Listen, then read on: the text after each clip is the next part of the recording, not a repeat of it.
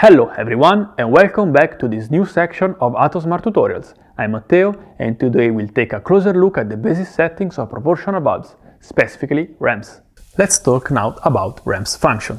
This functionality is in common for direction, flow and pressure valves, both in closed and open loop execution. When enabled, the ramp smooths sudden changes in the set point, avoiding sharp jumps in the current or spool position, mainly to prevent overshoots and vibration and also to reduce hydraulic shocks.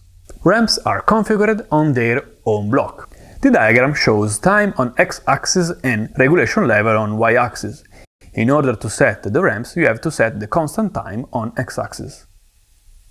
There are three different types of ramps configuration, as shown in the slide. Single ramp uses the same constant time for both positive and negative set point values, and both rising and falling edges. Double ramp instead separates the setting for rising and falling edges.